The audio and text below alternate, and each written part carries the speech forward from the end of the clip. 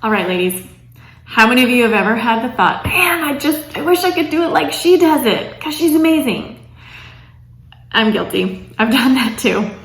So it made me think a little bit about comparisons and how comparing similarities and differences between people can sometimes lead us to experience a feeling of lack or feeling less than worthy, or even disappointment or sadness because we see something that's lacking in ourselves.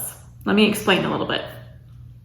So in the age-old comparison between an apple and an orange, right? You've got an apple on this side, which is red and crunchy and sweet and easy to eat. And then you've got an orange on the other side that is probably a bit tart and not crunchy, and it's a little bit harder to eat because you have to peel it first. So when we're comparing these two things, we notice the differences between them, but we don't think that one is better than the other. They're just different. We've seen this comparison before. What if we treated the comparisons in our life with people exactly the same way?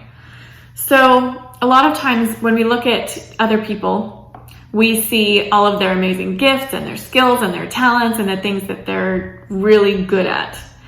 And simultaneously, we look at the things in our life that we are lacking, the things that we don't have. This person has this great skill and I don't. Or for example, this person is extremely organized and detailed and I'm not, I'm a little scatterbrained. Or this person has 6 kids and they're an amazing mom. And I have 4 kids and I'm barely making it. Or maybe this person's house is really big and beautiful and clean and mine is kind of a wreck because I've got 4 boys running around in it. Or maybe something like, this person always knows what to say and makes friends really easily.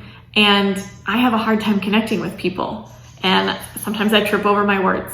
So there's this simultaneous negative connotation when we're comparing. So here's a thought. What if in the comparisons, we took the emotion out of it? We took the negativity and the scarcity out and simply looked at the facts. Is either one better? Is one lacking because one doesn't have those same skills? Of course not. Of course not. But we do that to ourselves. It's habitual. We look at our situation, our circumstances, and the people around us. And in our comparison, we automatically downgrade ourselves. And it's a dangerous habit that we have and don't even realize sometimes that it's happening. So I wanted to give a few examples of how this has happened for me. So my first example is of my dear sister-in-law, Diana. And she is amazing. She does have 6 kids.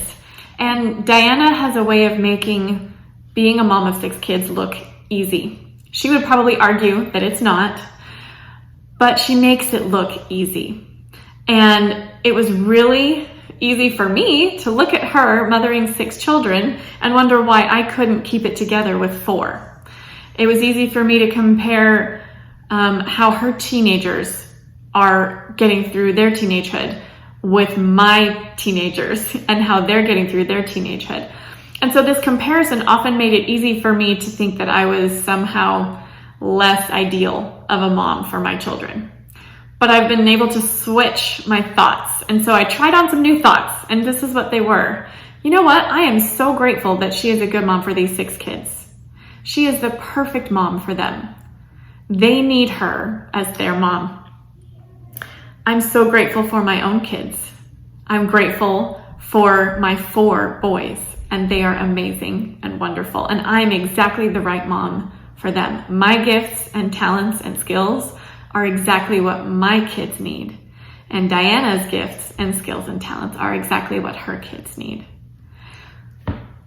The second example is one of my friends, Brenda. And Brenda is super fun, and she kind of just lights up the room wherever she's at.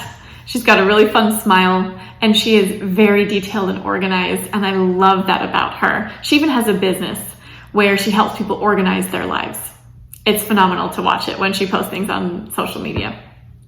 So I am definitely not as detailed and organized as Brenda, and it's so easy for me to look at her and think, you know what? I should be more like that. I should be more organized. What can I do to make my life more organized? How can I get rid of the clutter in my house? How can I up my game a little bit, right? And in the process, I'm eating away at my own self-esteem, thinking that if I'm not organized, somehow I'm less ideal of a person and somehow I'm not as worthy.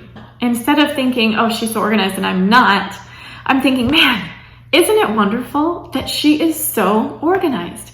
Isn't it great that she gets to help people figure out how to organize their lives? Isn't she just a gift to the world? Isn't it awesome that she has that skill? Maybe she could teach me how to be better organized too. And those thoughts have helped change my perspective of myself. The third example is a good friend of mine named Danny.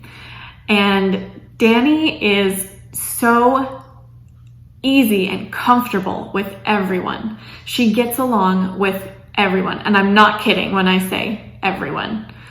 She is the first person to welcome any new person who's moved in to our neighborhood. She's the first person to ask how they're doing and figure out more about their life and figure out how they can fit in with the group of friends. And she's just so kind and welcoming, and it happens so naturally for her. And it's so easy for me to look at her and think, oh my gosh, she's just got that in the bag. I don't connect easily with anybody. I think I'll just go over here and sit in my corner and just kind of curl up and be comfortable not getting to know more people because she's just amazing at that and I'm not. But I've been able to change my thoughts to something more like, you know what?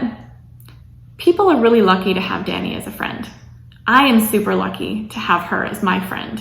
Isn't it great that she gets to love on so many people? Aren't they blessed to have her in their life?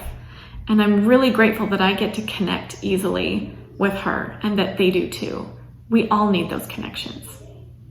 So to my sisters, Diana and Brenda and Danny, thank you for reminding me that the comparison that I make in my life doesn't need to be dramatic and focused on scarcity or a lack in my own life, but that in comparing, I get to recognize the gifts and skills and talents that you have, and I get to celebrate them in the middle of celebrating my own.